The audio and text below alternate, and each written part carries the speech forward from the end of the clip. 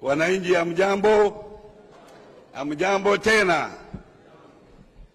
All protocols observed baba, na wale viongozi wengine na wale ambao wamekuja siku ya leo.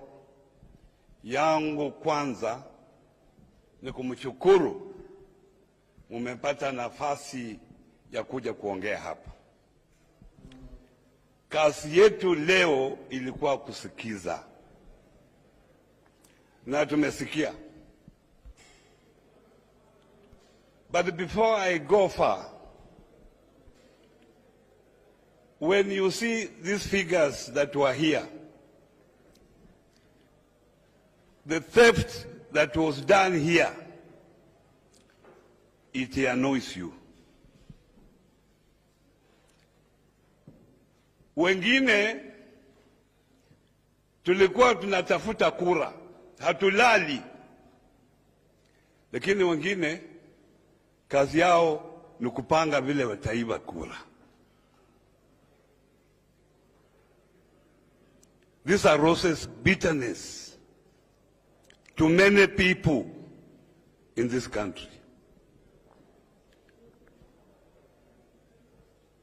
You have spoken so many things here.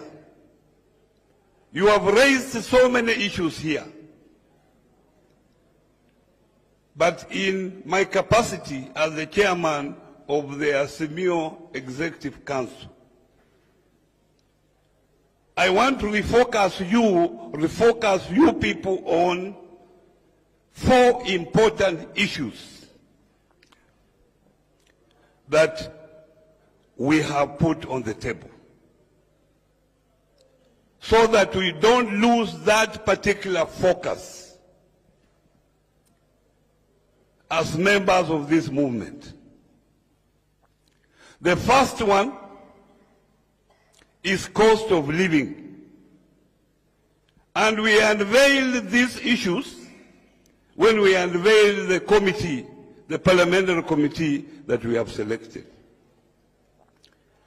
We should not lose focus on the cost of living. And the cost of living, we are looking at short term. What are the issues that we are looking at? Cost of food, cost of fuel, cost of electricity, and school fees. Other issues are long term. We cannot deal with the complicated fiscal and monetary policies that they are. Those ones we can deal with later. Because the issue of cost of living is easier to deal with, because it is the Kenya Kwanza government that removed subsidies. The solution is to return subsidies immediately. There will be a major change in cost of living. The second issue is the opening of the server, which we can put together with the IPC reconstitution of the committee. That one has been understood very well with those who came here to talk about it. That is a very critical issue. And what you have seen here, as said by my colleague here, is treason. The people who did this are not even the commissioners. They are people who are working in the IT section within the IBC. These people are still in employment. They are there. Who are used to steal this election. And I feel one of the recommendations is to scrap the entire IBC as it happened before, so that from the sweeper up to the chairman, they are all sent home, so that we have fresh people, committed Kenyans who are looking for those particular jobs to do them. The other issue that we are focused on, this party discipline, buying of leaders, buying of members of parliament, in the name of going to State House, being told that you are coming here for development. You know very well there is devolution, money is going to counties, monies are going to constituencies in the name of CDF to help in development. What other development are you going to State House to get? These members of parliament. We cannot build democracy in this country, sustain it, if members of parliament are being bought day and night in the name of development. That is the third issue. The last issue is the exclusion of other communities from civil service employment. You have seen what is happening. Even you, the youth, because that time, wakati ule, nyinyi vijana ndio mlikuwa mnasema hustler, hustler, hustler. Muniambie wakati huu, how many youth have been employed? All these people have been employed.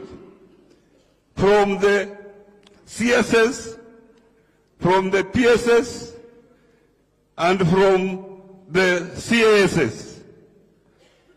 And even those who have been appointed as members of the boards, chairmen of the boards, telling me how many hustlers are there.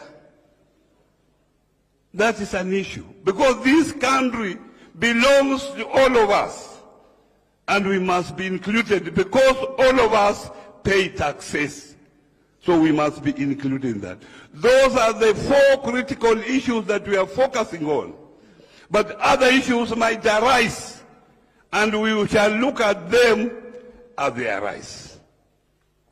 The other day in Kimaliza, I met one of them, and he was telling me, he was asking me, how is the financier? How is your financier? I said, who is this financier? At Uhuru Kenyatta.